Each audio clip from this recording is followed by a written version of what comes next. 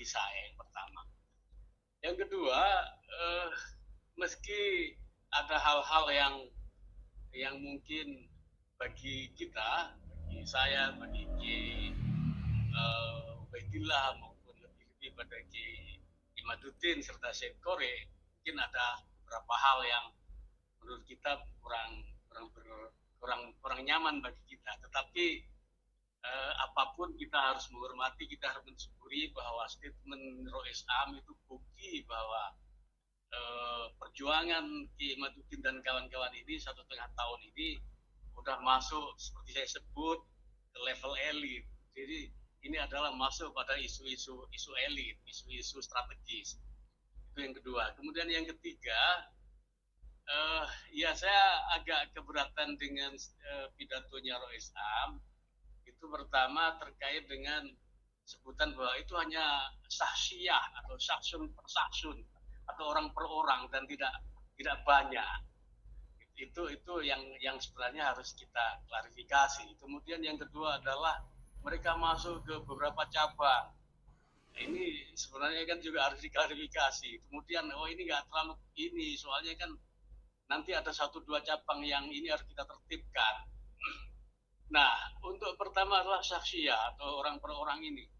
Ya saya secara pribadi memang dari awal itu meyakini bahwa Duriya itu habaib itu bukan Duriya. Saya meyakini itu. Dan terkait hal ini memang saya makmum kepada Mustasyar PBNU, bukan pada Rois Am. Jadi kalau kemudian dan tidak mungkin kan misal saya dipecat dari warga NU begitu. Masa warga aja dipecat kan gitu. Seperti ini. Kan gitu. Dan saya belum pengurus NU di level manapun. Tapi saya terlahir sebagai NU, leluhur saya NU, bahkan salah satu dari atau bahkan istrinya Kiai Hasim yang melahirkan Kiai Wahid dan Gus Dur, Kiai Nafikoh itu masih ada hubungan dengan kakek-kakek buyut saya dari Ki Ageng Basyariah Sewulan. Maka saya pakai nama Basyari. Bapak saya memberi nama Basyariah. Tekniknya seperti itu. Nah, kembali ke tadi. Jadi saya tidak sependapat dengan Rois Am bahwa ini adalah syahsiat atau personal antar personal. Ini kegelisahan lama dan baru terungkap. Ya, apapun kita harus menghormati, mengapresiasi Kiai Imaduddin Usman Al-Bantani yang dalam tanda kutip membongkar ini semua. Itu yang pertama. Yang kedua, kalau kemudian Kiai Rois Am juga menyebut tentang konun asasi yang ada keterlibatan Habib Muhsin, kalau saya nggak salah menyimpulkan. Tetapi kan di bagian-bagian konun asasi yang diterjemahkan oleh Kiai Mustafa Bisri, Gusmus, lagi-lagi saya tadi mengutip, saya makmum pada Mustasyar dalam hal ini kepada Gusmus, adalah bahwa di situ disebutkan seburuk-buruk manusia adalah yang peka. Peka ini itu oleh Gusmus dimanai dalam tanda kurung mereka yang tidak mau menerima kebenaran dan yang bisu, mereka yang tidak mau yang bertanya dan menyebarkan kebenaran. Peka ini saya cari-cari tidak ada di kamus bahasa Indonesia. Di kampung saya peka itu pekok itu. Pekok itu ya apa ya? Ya terjemahan Gusmus tadi benar bahwa adalah orang yang tidak mau menerima kebenaran. Nah, itu. Nah, ini bagian dari konun asasi juga. Jadi yang kita perjuangkan adalah masih satu garis dengan konun asasi itu. Tadi Ki Ubaidillah juga menyebut bahkan sangat keberatan dibilang bahwa mereka-mereka yang terus mendiskusikan ini adalah kelompok Wahabi dalam tanda kutip.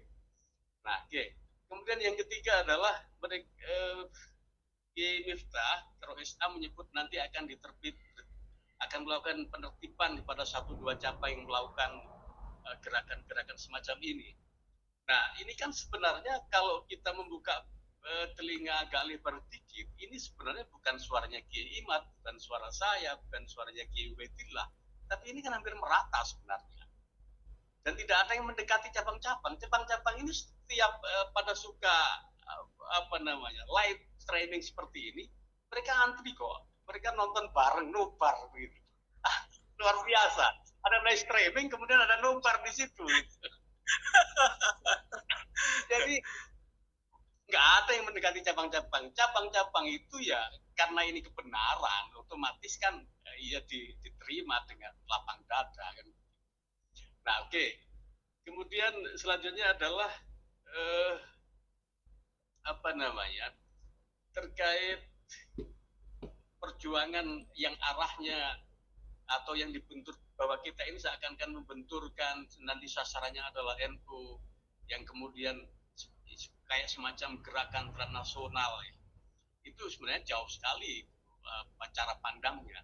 Kita ini ya yang simpel-simpel saja bahwa fenomena tawir, bahwa fenomena oknum-oknum tertentu yang kemudian memanfaatkan dakwah keislaman untuk kepentingan-kepentingan pribadi, yang itu juga di mana-mana terjadi.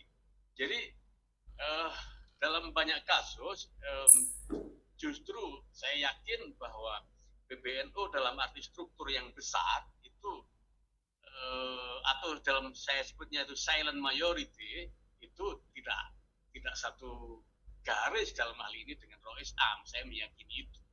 Kenapa? Karena saya banyak berdiskusi dengan para Gus, saya banyak berdiskusi dengan ring-ring satu di Keramat Raya yang punya policy, punya kebijakan yang memang bahwa ini tidak bisa dibendung dan ini adalah kebenaran dan ini adalah sebuah perjuangan yang memang harus menurut sana sini, termasuk framing apa namanya, bahwa di framing Wahabi atau di framing anak-anak yang liar atau hanya 1-2 personal itu menjadi tidak begitu penting karena memang pasti akan kelihatan siapa sih Kiai Muhyiddin Usman Al-Bantani, siapa sih Kiai Ubaidillah, siapa sih Syed Qori, siapa sih Soleh Basyari, kan gampang aja nge-tracknya itu.